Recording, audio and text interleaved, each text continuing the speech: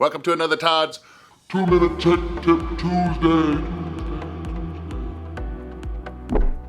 brought to you by the National RV Training Academy, the only academy that gives you the credentials to become a certified tech and/or certified inspector. All right, this week let's cover the 5 things you need to consider before choosing your first RV. Now, the first thing that I need to say, the gig is up, that there's no such thing as a perfect RV. So that being said, we need to understand there's about 5 things that we need to consider when choosing our first RV.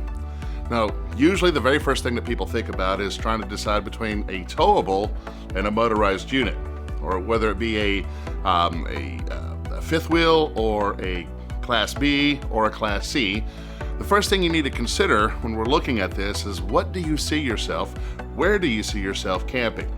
If you want to be up in the mountains in Colorado, you may want to consider a different rig than, say, someone who wants to be on the beach.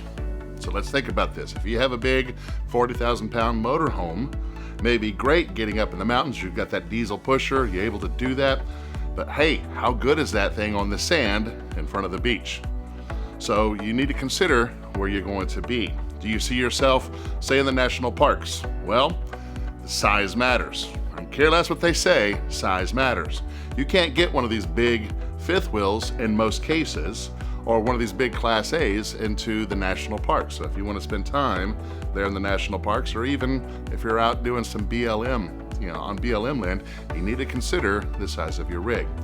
So first thing you want to do is consider how you see yourself actually RVing. If you like staying in RV parks quite a bit, doesn't matter on size, but whenever you set your reservations, they're going to ask you what size, because a lot of the sites they may not be able to accommodate that 43-foot fifth wheel plus your truck. Next, I would ask you to consider is floor plan. It doesn't matter the brand, because that's usually what comes next, is which brand is better than the other. Guys, they're all the same components on the inside. It's all the same Dometic, Suburban, Norcold, Coleman, whatever it may be. Those are all the same. The most important thing is floor plan. If you don't like the floor plan you're in, then chances are you're not going to stay RVing very long. Which brings up number 3. Are you a short timer, a part timer, or a full timer? Well, if you're still in a sticks and bricks house, which means you still have a house, you need to consider where you're going to put that rig if you're part time or if you're seasonal. Will it be somewhere that you can put on your next to your house, or do you have to put it in storage? And then finally, what we want to look at is whether you're going to go with a fifth wheel or towable. So let's say you're looking at the towables. Then you want to look at, again, size and weight, because it depends on how big your tow vehicle is. Now, I will say that fifth wheels, just foot for foot, give you the most amount of living space out of all the rigs that are out there. Yes, even more than the Class A's. But the bigger they are, the bigger the truck you need to pull it. So you need to consider, it's almost 2 purchases at that point. You have your fifth wheel, but you also have to have the proper sized tow vehicle. So it's not about brand, it's not about style, it's not about color necessarily. Those are all great, we can choose those at the end. You need to consider where you see yourself RVing. At what parks do you see yourself RVing? Does it need to be something completely contained? Or are you going to be hooked up to utilities all the time? And then, of course, how often? Are you going to be a full-timer, part-timer, or seasonal? If you can answer those, you then can actually narrow down your options.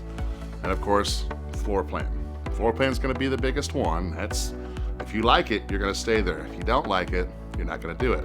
So those are the tips. If you want to be able to fix the majority of the problems on your rig, but let's say you want to open up a business, become a certified inspector or a certified RV technician, head over to our website at nrvta.com, click on programs, and get started today. He's out. Do I start over? Yeah. Now, if you're going to be a camp queen, I don't think we can say camp queen. so if you're a camp beep, how big is the rig? Or whenever you're making your what do you call that? And the other brands, dang it. Yeah. Let's go ahead and get the ham in here. Well, and then But you want to see where you see yourself RVing, and you want to see yourself RVing. Let me start over. If you like Bonus round.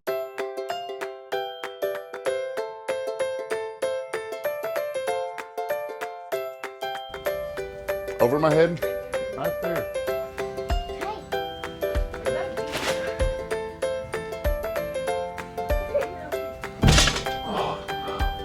Hold on. Leg up. Alright, a little more assassin. Excuse me. Excuse me. You want me to go that way? Here, this'll help.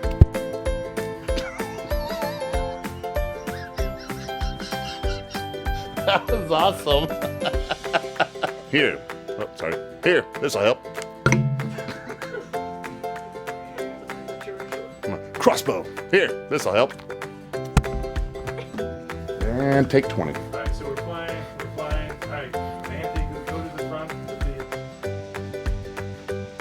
Is that too much?